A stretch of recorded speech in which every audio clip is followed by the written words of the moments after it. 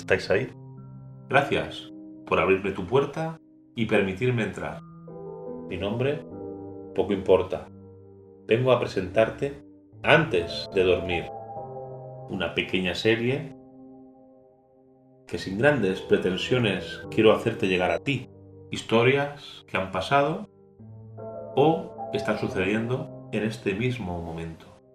Esos recuerdos dolorosos que crees que han desaparecido se presentan cuando tú no quieres, pero están ahí. Porque a fin de cuentas, nadie controla el subconsciente. Qué fácil sería que nuestro subconsciente fuera como esta simple cajita. Poder abrir o cerrar a voluntad. Hoy nuestro subconsciente nos trae una historia dolorosa. Aquel verano de 1970, un avión británico se estrelló en el Montseny en extrañas circunstancias. Después de casi 50 años, aún sigue clasificado como secreto el contenido de las cajas negras. Te dejo con este reportaje sobre lo que pasó aquella fatídica tarde del 3 de julio de 1970. Ah, por cierto,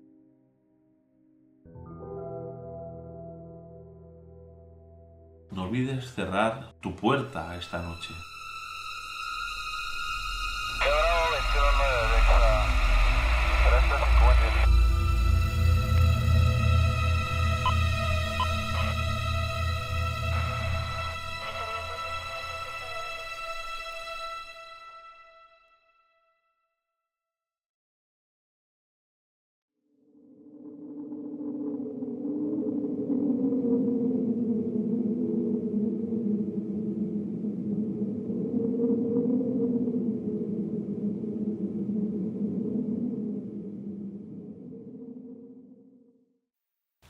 La prensa publicó una ubicación errónea.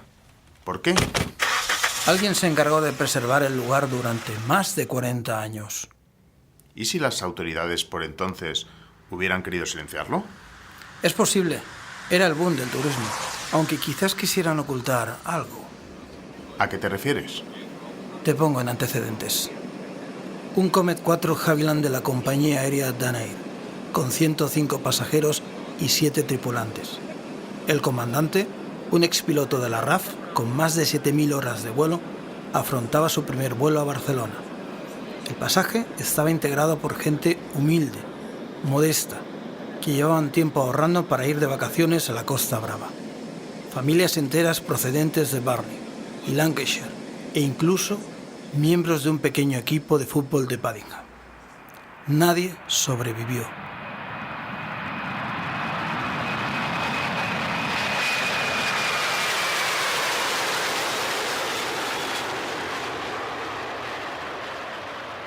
Parece que la historia se repite. ¿No te parece extraño que este no sea el único accidente de aviación en el Montseny? Recuerda, el de 1959, con 32 víctimas mortales. A las 16:08, el avión despega de Manchester rumbo a Barcelona.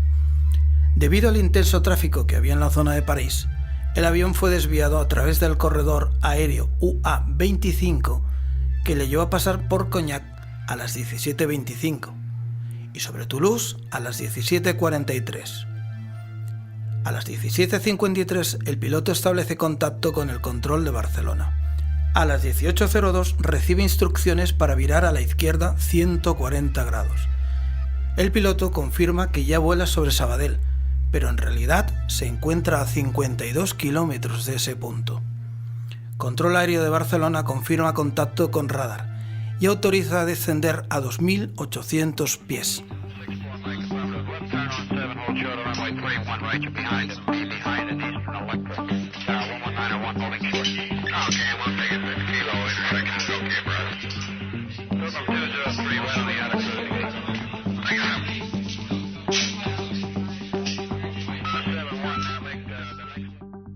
¿Qué hizo pensar al piloto que estaba sobre Sabadell?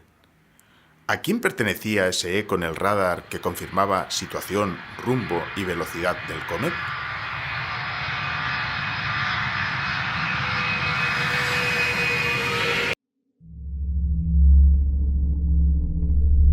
Aquel 4 de julio de 1970 lloviznaba.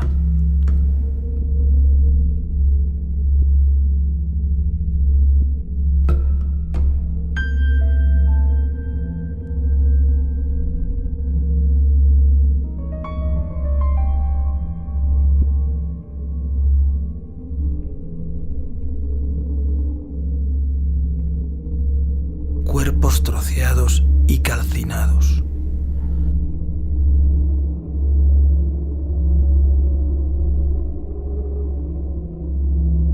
Recogidos en bolsas de plástico transparente, trasladados en un camión de la basura.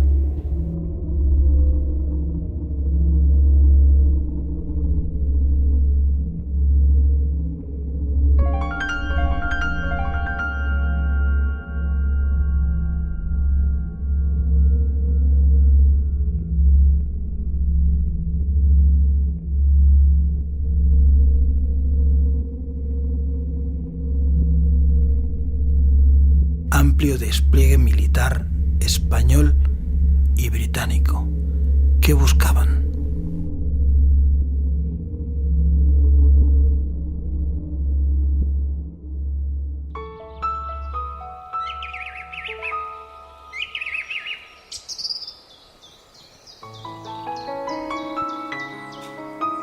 Así hemos encontrado el lugar de la tragedia.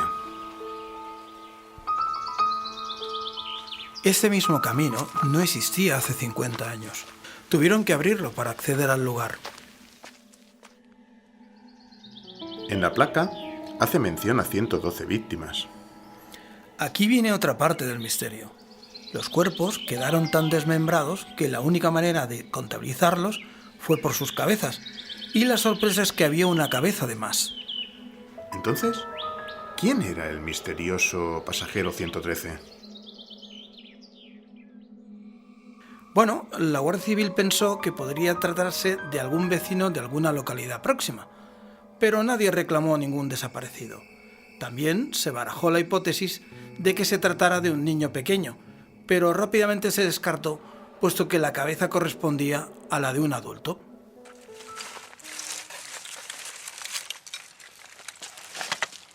Trozos de hierro.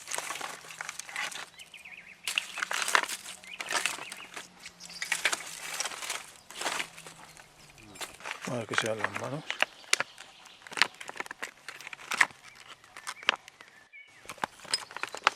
Una pieza de chapa y un tubo como carbonizado.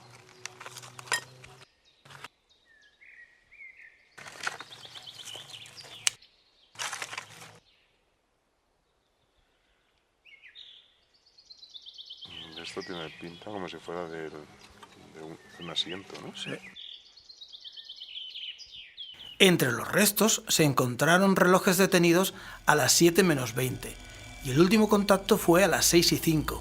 Hay un desfase de 35 minutos. ¿Me dices que el avión había estado volando desaparecido sin aparecer en el radar más de 30 minutos? Sí, tiempo más que suficiente para volar desde aquí hasta Mallorca. Parece como si se tratara de un salto en el espacio hacia otra dimensión.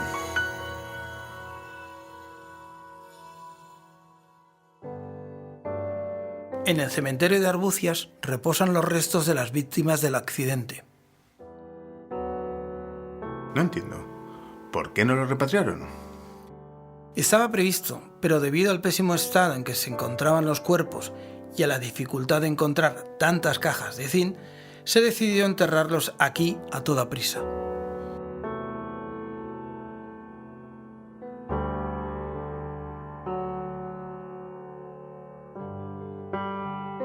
Demasiadas preguntas sin resolver, que a día de hoy siguen sin respuesta.